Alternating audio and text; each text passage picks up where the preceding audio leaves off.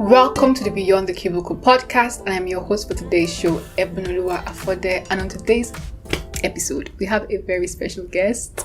She is a royalty in the tech space, an author, Microsoft alumni. Welcome to the show, Chisom.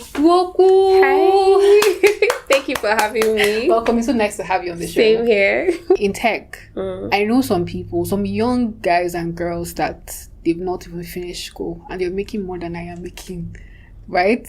Because they got a course off Udemy or some other place, other platform, and they're successful to some degree. They are. Sometimes I don't even feel like a degree is even necessary as a tech boy or tech girl. It's not. Is it necessary? I feel like it is. It wasn't necessary at some point, but I'm job searching at the moment. Yeah. And I know what I'm seeing on some requirements. What are you seeing? What are you seeing? Some people, I don't think it's necessary, but there's some kind of jobs you would want to get now, especially if it's like AI inclined and research and everything. Amongst the preferred qualifications, you'll be seeing something like master's or PhD. I've seen those kind of jobs. So it might get importance very soon because companies don't just want people that can do. Yeah. They want people that can go back to the books and actually, do research and specialize in something. So I think when people are just starting out, they can pass that whole BSc in computer science, they can pass it. But moving forward, especially with what's going on with like emerging tech now, companies want people that have that specialization already. People that have gone to school, done, obviously if you do a master's or a PhD, you're going to research. Exactly. So they want that domain knowledge. So at some point it's going to get very important. But for me, I might do it for a couple of reasons. I might get an MSc just to specialize in something. I might get an MSc to up my pay grade or to up my like seniority level. Or I might even get an MBA if I want to move into like the business side of tech. So for me, it's more like understanding why I want to do it. Yeah. Not just because, I finished BSc, next thing MSc now.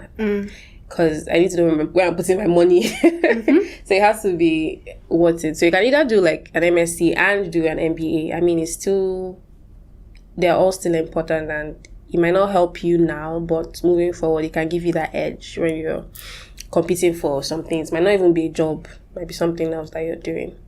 That's great. I want to just start from the beginning, right? And from a quote or review I read about your book.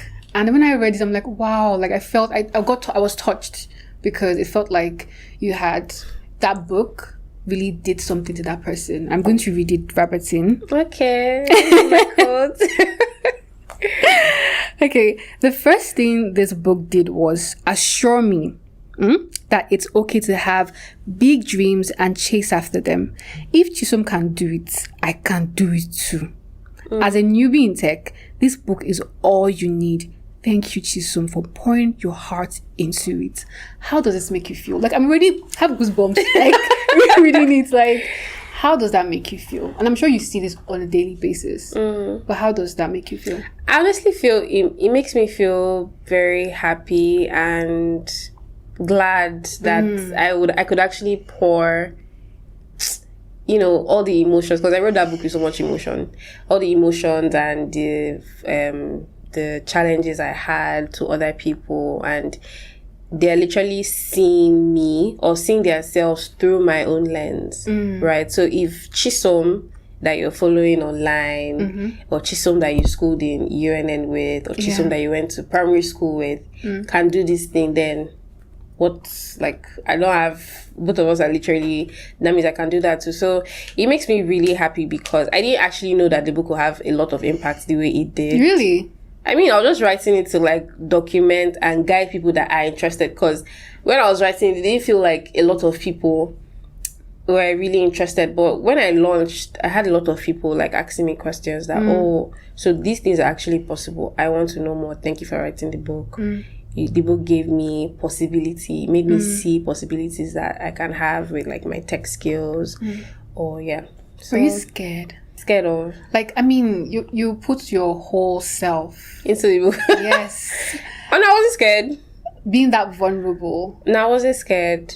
I think writing the book, I had some intention because I don't read a lot, funny enough. I don't even know how I was able to write a book. Because I know people that become authors are people that read a lot, but I actually don't read a lot. But I know how to tell a story. Like, I know how to make a story feel very personal. So even when I was speaking with the person that designed my book, I told her that I don't want this to be a regular TS textbook. Because growing up, I've read books that are colorful. Like, I can't give any example, but I've read books that have color, they have life in it. So I don't want to do like a regular black and white book. So I told her that I want this book to be colorful and I want it to be interesting to read. So one of the features I added on the book was the personal stories section. So after each chapter, there is a personal story. And inside that personal story is just talking about the things I did in that chapter and where I failed. So it's not like it was all rosy. So let's say I did interviews. I talked about interviews in a particular chapter. The personal story section talks about how many interviews I failed, how I shut down my laptop for weeks, how I didn't go back to interview prep or coding or even building projects, and I was done. Like, I was like, I'm not doing this again. So that personal story is just for you to see that, oh, even if I follow everything this girl writes in this book, I might still have challenges that she had, or even more. So this is something that happened to her, and this is where she was able to get to. So challenges are normal. So that personal story section was really important to me because it gave like that personal touch to it, to know that, okay, it's not ChatGPT that wrote the book. This is somebody's experience. An actual human being. Yeah. So it was more like a mix of storytelling, tech, and interviews from other people as well. So it's a really robust resource, honestly. Speaking of personal stories, what did you study? Computer science. Computer science. When I found that out, I was like surprised because I don't know many women that studied computer science in uni. There are actually a lot though. Now, maybe there are a lot, but it's not everybody that went into tech. So maybe that's why you haven't really heard of a lot. But there are a lot of people. I mean, I had classmates that were girls, but it's not everybody that's doing computer science related stuff now. So there are actually a lot. So why do you think that is? I don't know. I think we could now talk about representation, right? Most girls would see people that are done with school opening up stores, businesses, salons, going into entertainment because they've seen women doing those things. Now, when you're not seeing women that are being space pilots or are working at Google or inventing things or Microsoft, so the representation is not that much. So it's just a select few that will say, oh, I know this lady, she's not so popular, but this is what she's doing and this is what I want to do. But for the rest, they might not be exposed to such kind of women, might just want to do what they feel most women do. So it's representation at the end of the day. Okay, did you have that representation growing up? Yeah, but it's something I had to look for. It's not something like I open my phone and, oh, see this lady, or I open the newspaper, I'm like, oh, I want to be like, So I had to intentional about it. I was like, okay, I want to be a computer scientist, or I want to do stuff with my laptop. Who are the women doing these things? Let me look for them. So it's a lot of Google search, being familiar with names. Funny enough, they weren't popular, like being familiar with names and just managing the few that I've seen and say, okay, if these few women could do these things, then I should be among like those kind of women. So yeah. Nice. Were you always like that, like from a very young age, like this is what you are going to do and you're going to accomplish it? Yeah, I think I had other interests. I know you can cook. Yeah. Right? You play violin. And, no, those are hobbies for me. But for work, I know that there was a time when I was little, I would follow my mom to the bank. Okay. And I'll tell her I want to be a banker. Why? Because I just loved the way bankers dress. Okay. Like, I very, very dressy. Yeah. So if I get like millions of dollars now, I'm just gonna buy clothes. So I usually see the way bankers dress. Yeah. They're always so corporate with heels. They're always, talking very. So I'm like, I want to be a banker just so I can work in a bank. That was one interest. I also did pretty well in TD, technical drawing. Really? So architecture was also part of my passions, like drawings, buildings, and all of that. But computer science was also there because when I was 8, I have another sister. My dad brought back a desktop to the house, so I didn't know what they were setting up, but it was just weird to me. So they brought out like the keyboard, the monitor, the printer, the UPS, the CPU, and my dad was like, "Oh, this is the PC," because we usually see it at his office. So he decided to replicate what was in his office at home. So they set everything up. We had like a computer tutor. And that was basically where everything started. That's where everything changed. So I was always on the computer. And my mom would tell me, oh, leave the computer or your eyes. Don't operate the computer without the lights on. So stuff like that. So I was always, not as if I was doing anything important though. I was just designing stuff, surfing the internet, printing, typing as well. So my sister she was also interested, but I feel I was more interested. So growing up, I would always tell my mom that anything I'm doing just has to be computer related. So if I mention banking, she'll say, oh, you can still use computers in a bank. If I mention architecture, she'll say, oh, you can still use computers to draw building plans and all of that. So everything just had a way of tying back to the IT and computer science. So yeah, growing up, that was actually where it started to know that, okay, whatever I'm doing, any career that I want to be in has to be in front of the laptop. Speaking of careers now, what was your first job right out of university? And just tell me the story behind how you got the job. Oh, my first job. Sorry. First job. My first job was BOA, Bank of America. That was the first job I had, the first contract I signed. I remember that because when I got the contract, I called my dad because I've never seen a job contract before. I was in that was in 2020. I was in my 3rd year. That was an internship I got at BOA. So I called my dad. I was like, oh, they've sent the offer. I don't understand what they're writing. Just come and help me and read it so I can sign. Before I can sign my life away. So he sat beside me. He was just reading it. I was like, oh, what does this mean? He was like, okay, it means that this is the period you'll be working. This is the pay. So that was actually my first actual job. I know people got jobs before.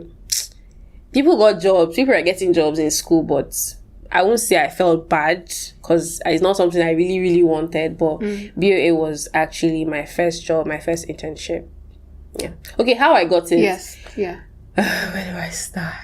I'm sure there were many more before that. No. Or you had to go to different interviews before you landed. Oh, like in terms of interviews? Yeah. Okay, so what happened was that in 2019, I was in 3rd year in school.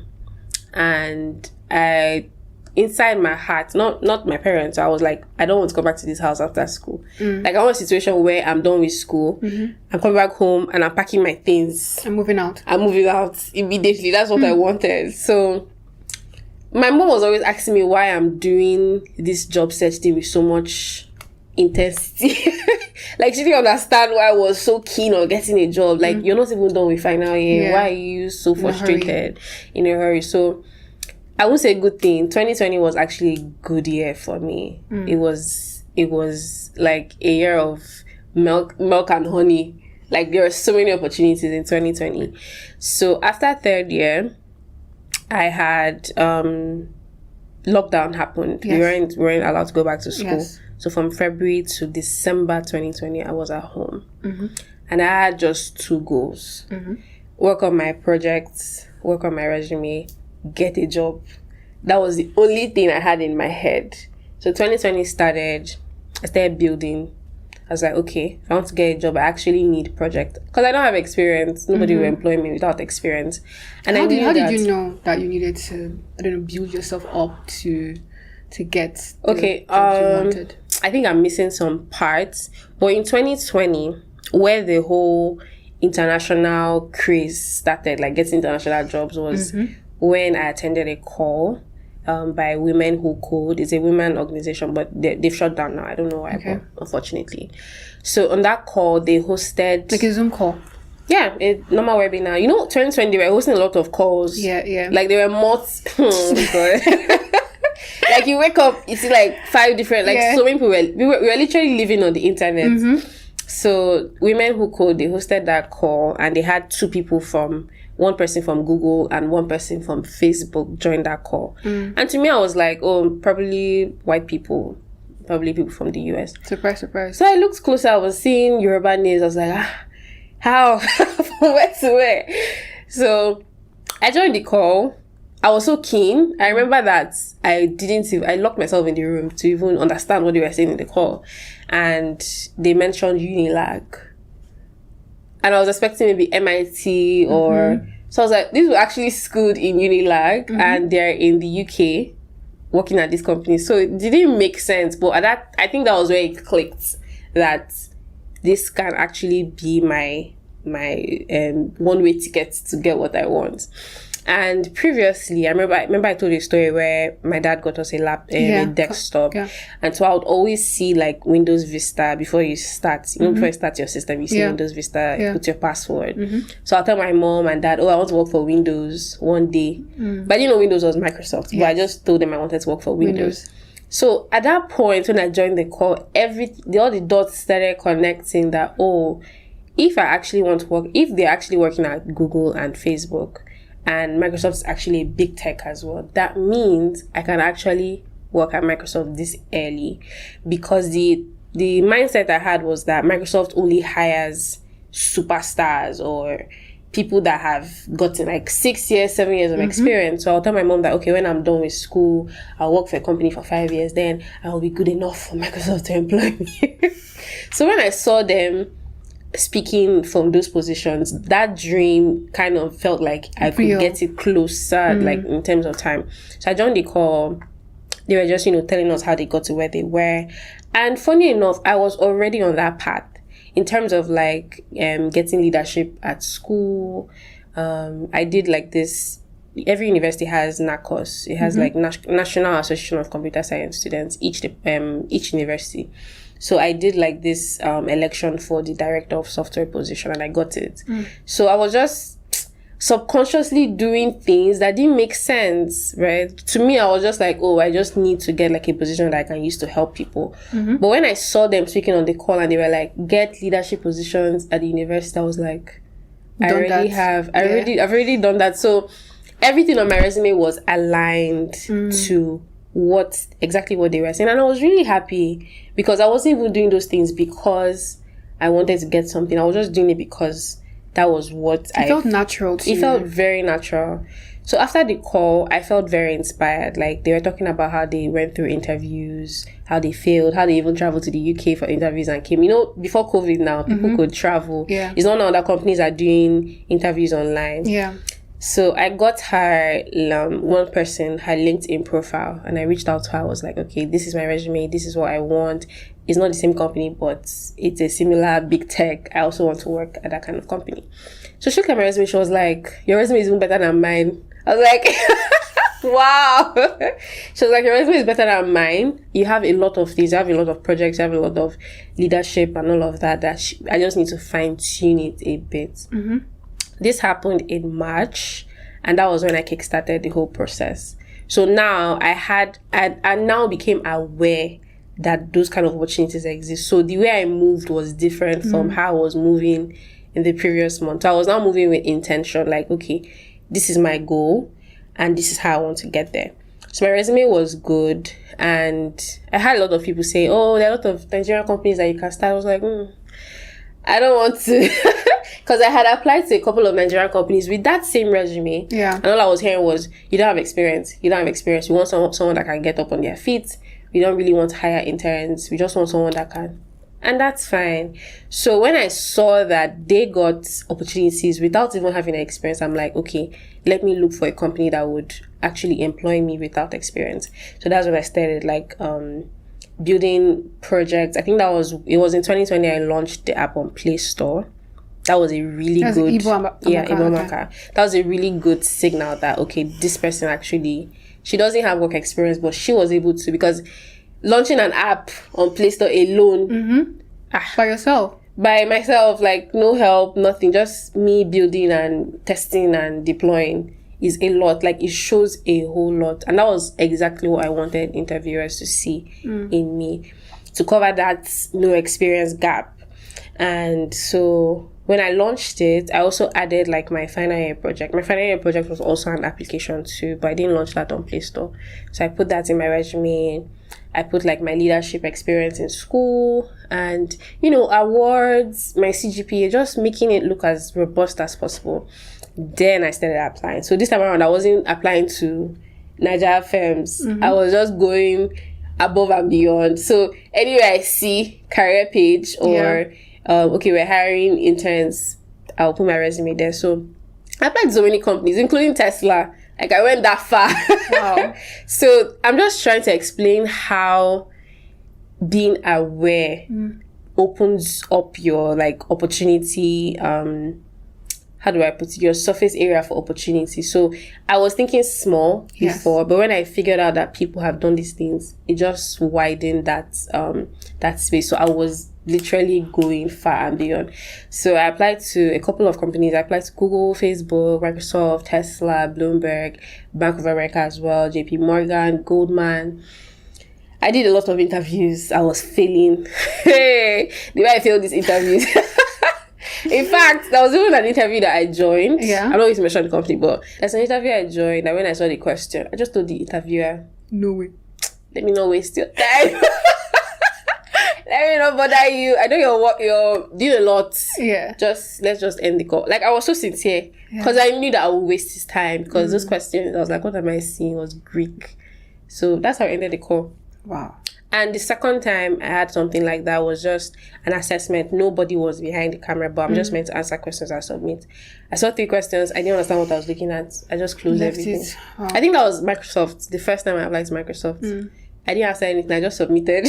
Wow. I don't know how I expected to hear back from them. Yeah. I don't know how, but that was the very first time I applied to it. It was an internship. I remember closely. Did they get back to you? How did they get back to me when I submitted? Imagine writing an exam, I was writing black sheets. And I wasn't even bothered. Like, I didn't cry. I was like, what you don't know, you don't know. Exactly. Go and start learning. Go and start learning something. So after applying to all these companies, I noticed that there was a pattern with the questions. It was around algorithms and data structures. And that's something we learn as CS students. But the difference is we learn it to pass exam. We don't learn it because of what it is.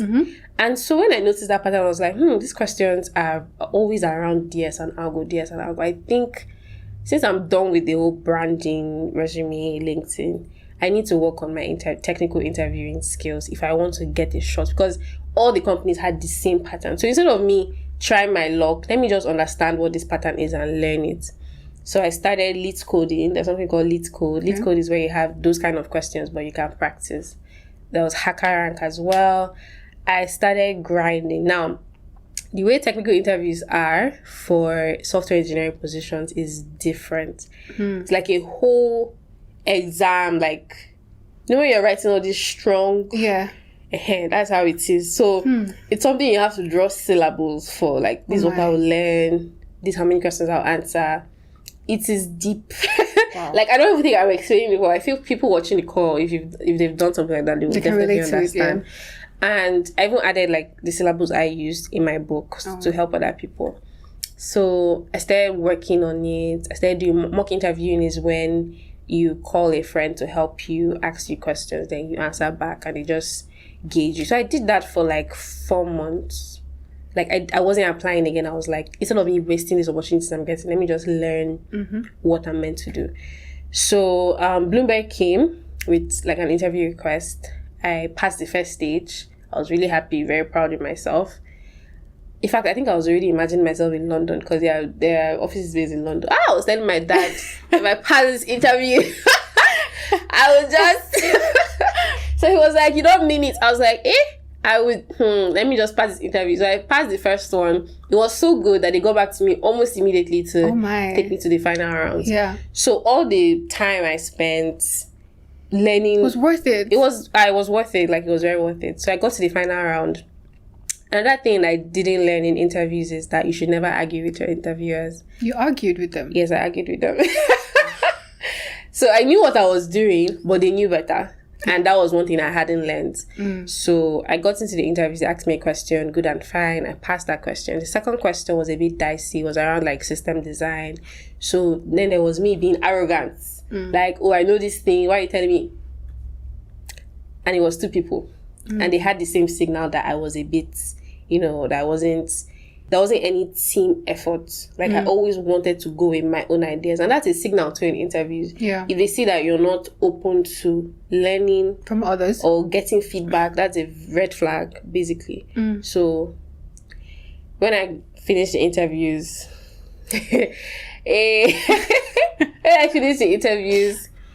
I was happy that, okay, I've passed, right?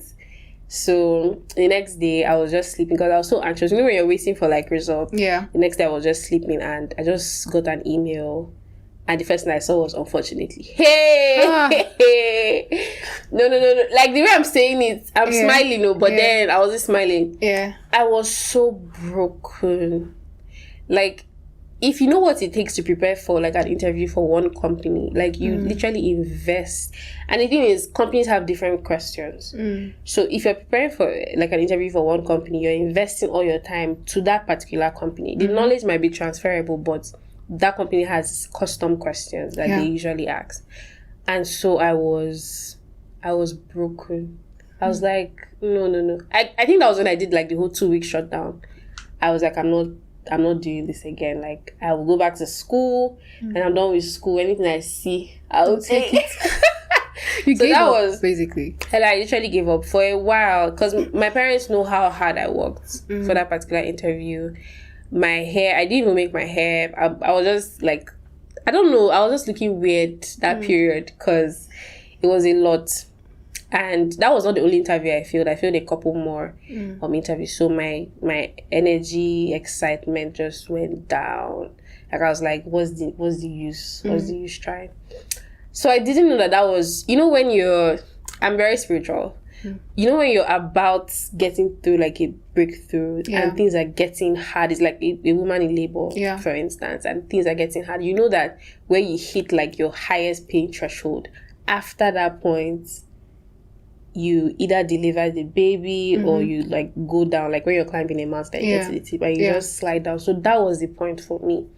And so in the midst of that, giving up and everything, I checked my WhatsApp, and my friend sent me like a link, like Bank of America is hiring interns. I was like, people should leave me. No one have finished it. No one have finished it. I not get to you. Should leave me alone. She was like, you should apply. And I opened the link. I saw the application, very long, lengthy application like this. But I still persevered. I was like, let me just do. So I filled in the application, my CGPA. So when I submitted the application, I forgot about it, like automatically. And I remember that I already previously applied to Microsoft at some point, like prior when I was... again. Okay. So I was doing like, I could apply to like 30 jobs in a day. Okay. So I was applying to different companies. So I lost track of the one that I applied to and the ones I didn't. So when I was getting ready, the lockdown was getting over. That was... 2021? No, that was still 2020, but November. Okay. So you notice that from February to November, I had learned, failed, gotten rejected, giving up. So that was like the ending season. I was like, let me just go back to school. Yeah. I have not done final year. Let me just finish my final year. But in November, I applied to BOA in August. And November, they reached out. I was like... You remembered me. Like, it was so... It was like a breath of fresh. Like, I had hope. Like, my hope started coming back. And they were like, oh, Chisom, we love your application and we love to interview. I was like, interview me. So I reached out to my friends. I was like, oh, they reached out. They were like, oh, they reached out to them as well. Funny enough, the friends I was applying with, we all got the same offers, like BOA and Microsoft. So that's the final that day. So I did the first interview. It went great. And they were like, oh, we'd like to invite you to the final interviews. Like, at this point, everything felt like a dream. So I did the final interviews in late November. And in December, I think ending December, I got like an offer letter. Like, it was a dream. I remember I wasn't even in it was a call. It came as a call. So I thought it was all these scam. Yeah, scammers, yeah. And she was like, oh, Chisom, you applied to Kini, that would like to extend an offer, that you have to check your email for the offer letter. It was a dream. And that was not all. It was just getting started. Like, that was an internship. Then in January 1st, Microsoft now reached out for the application I did in August.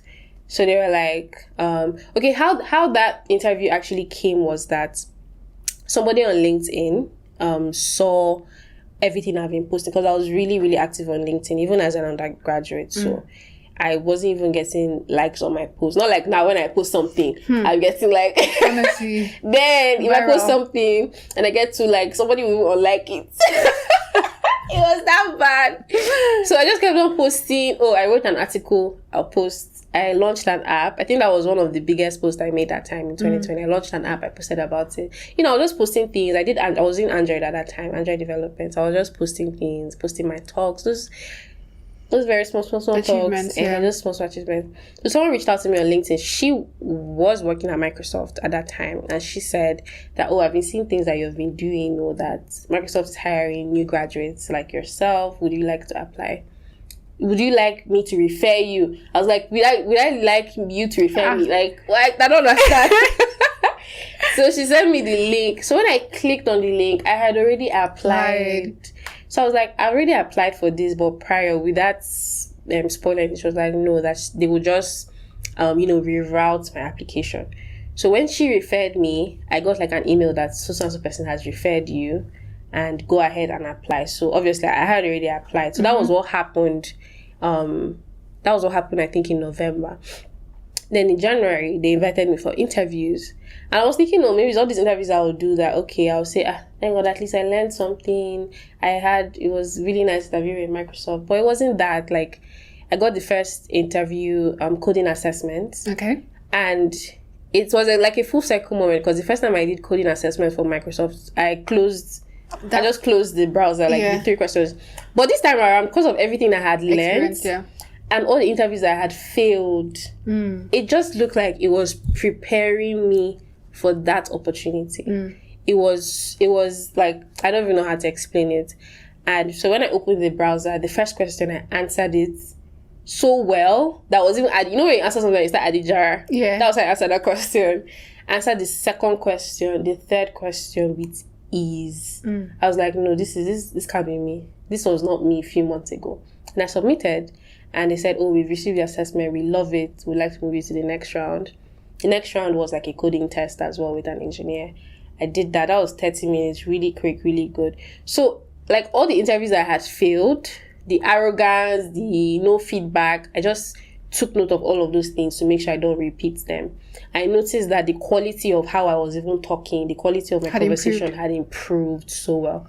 So after that coding assessment, I was invited to like the final rounds. So the final round, you usually do like 4 back-to-back interviews with different people.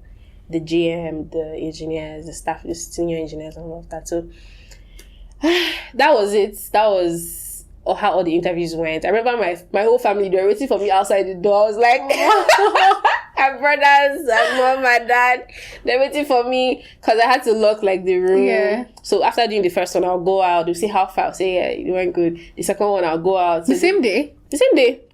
Back to back, like 45 minutes. Oh my. It's a lot. If you're applying to big tech, get ready. You're gonna work. Wow. So the last one, I came out and they were like, how far? I was like, because you can never know these things. It will look good on your end, but you don't know what they saw. And so how this thing happened, or how God designed it to happen, because I can't tell the story without putting God in it. The night before going back to school, that was when I got like the offer letter.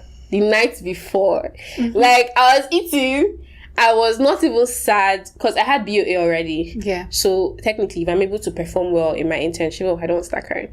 If I'm able to perform well in my internship, I can do like a full time. So that whole I don't want to stay in my father's house thing was becoming like real. Was fulfilling itself. But the way God had it, he literally just added jara on top of it. Like, no, that one is not enough for you. Just take this one. So the night before, I already packed my things, packed my boxes. That was January 2021. I was meant to go back for my final year. And I just got like an email. My heart was skipping because, you know, when an email comes to your phone and you're trying to, you know, collapse it to see. So I didn't want to see any, we are sorry, unfortunately. So I was eating. So when I just opened the mail, the first thing that met me was, congratulations on your offer. I was like, so I ran inside. I was speaking Greek. My parents didn't even know what I was saying. My dad was like, are you sure? You know parents now. They say, are you sure it's not this scam? It's not this scam. My dad was amazed. So he was like, no, it can't be. It can't be the Microsoft that he knows. I was like, see email, that's email. So my mom did the same thing. My sister was like, because me, the bad habit I have is I used to worry too much. I used to worry, anxiety. Like, God can do so many things for me, and I'll still be worrying when the same thing comes. And so I was just crying. Like, I was so grateful. I was thankful. I was just looking at the things that I had packed for school. I was like, so every single thing I wanted for 2020 literally came the night before school was meant to start. So I mean, it was like a full circle moment. I don't know. I think I've dived out for what you asked. But I think you've But yeah, that was like the story. I like sharing the story as plain as it is, so that, I mean, if anybody watches it, the person will not feel like, you know, I just clicked apply and everything. There were a lot of behind it. There was a lot of behind the scenes. Wow. I think you covered most of the questions I have, which is I have that effect. For real. Oh God. And I'm even tearing up, like, listening to how you narrated this story. Like, it's really inspiring. It's really inspiring. I wanted to touch on Igbo Amaka and your LinkedIn presence. Okay. So let's start with Igbo Amaka. Okay. So you spoke initially about how you're not really that fluent with Igbo. Yeah. But you created a language app. Why? Explain. To be fluent.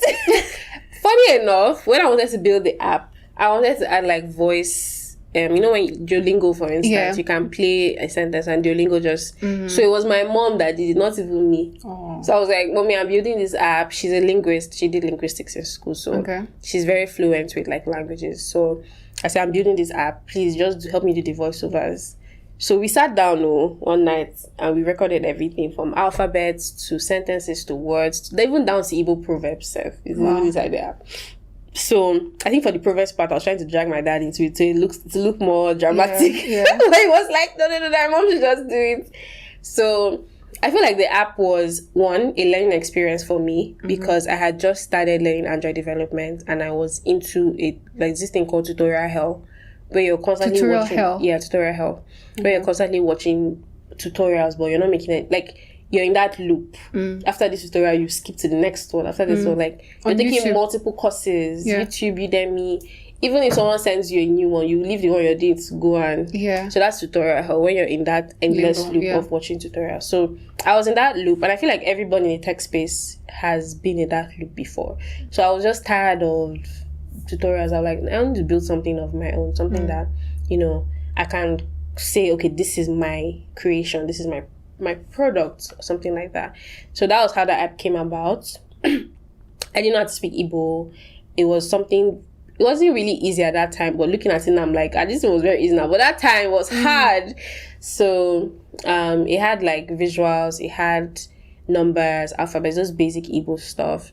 For people like me, the app is not so advanced, but at least you can get like the rudimental like Igbo knowledge. Then also kids as well. If you're, like I mentioned earlier, like maybe if you have a kid like you're raising in the diaspora and you can just download it on their iPad and just watch them teach. I even had like a university in Canada reach out to me to tell me that they've been using the app to teach like students, people in the Igbo community, So it was like, wow. So something I just worked on at the corner of my room is making like global impact. How long did it take you to create? 6 months. 6 months.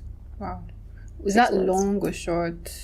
For an expert dev, it would take less amount of time, but I was just learning. I feel like that was even when my learning started, because you know, when you're constantly watching courses, tutorials, you're not actually learning anything. You'll be doing what they're doing, but take all those things out and you see that you cannot do anything. Yeah. So building that app was just to show me that, what I've been learning, it's not like you've not been learning, but you haven't brought that knowledge to life. You haven't given that knowledge life yet. Practiced.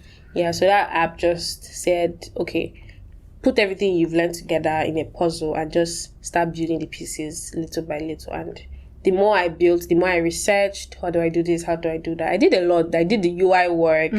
I did the color theory where I learned so many things like building the application. So now your online presence, your LinkedIn, your Twitter, you're very active. On your Instagram. Am I active?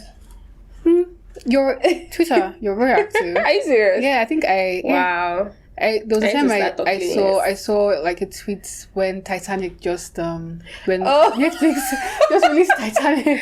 Oh my god! Wow. Okay. You like romance?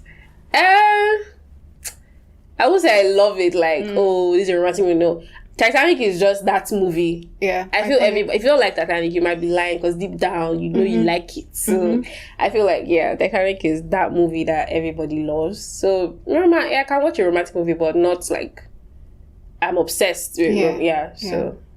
So your online presence, you share your story basically. You've built your online presence off your personal story. Was that the same thing for you, like when you started your like respective social media platforms? I know you started when you were in university, right? So were you how did you build your presence to this point? Because I know on Instagram you are almost at 20K. Right? I was at 4K at some point. Exactly. And I don't know how it happened. I followed you for some time. And you remember? Yeah, because I told you, like, I met you at a conference, at a conversation, at a gathering with Scott and his wife, and I saw you, and I think then you were less than, like, you were 5K about... I was less than 5K. Okay. Or even less than 4. And now you are almost at 20K. Yeah. Like, that's fantastic. Then on LinkedIn, it's like... Let's not even talk about LinkedIn. Then on Twitter, I don't even know, but it's like a lot. How were you able to build like a presence online? I think I was doing it subconsciously when I started, like when I was still in school. I was doing it like, let me just do it. I want people to, keep track of what I'm doing. But I started it as how do I put it now? It means to an end, like looking for a job. Yeah, that's basically how I started it. And I know that was this thing I did in 2019 or 2020, 100 Days of Code. It's very popular when you just start learning. I feel like everybody did it. So for 100 days, you'll be posting things that you have learned. So I did that too. I was also posting about my app. So I was just doing it in such a way to attract employers. I wasn't joking around though. I was posting very serious things. Not now that I'm posting about Titanic and yours. So just to attract employers to know that, okay, hi, I'm Chisom. I don't have experience. I'm still in school, but I love learning and I love building. So that was the image I wanted on Twitter and on LinkedIn. But I think where everything skyrocketed was, there are people that follow you online, but they silently follow you. Yes. They don't interact with you, but they know that, this is Chisom doing 100 Days of Code, Android girl. They just have that image in their head. Yeah. So when everything skyrocketed was when I announced my BOA offer. That was when I knew people had been looking at me like watching, because what I was getting on my DM was, I knew when you were doing this. I knew when you were complaining about this. I'm really happy. Just silent DMs. And that was even it. When I announced my MS offer, that was where things just basically took off. Like, it literally just skyrocketed because people were there from the very beginning.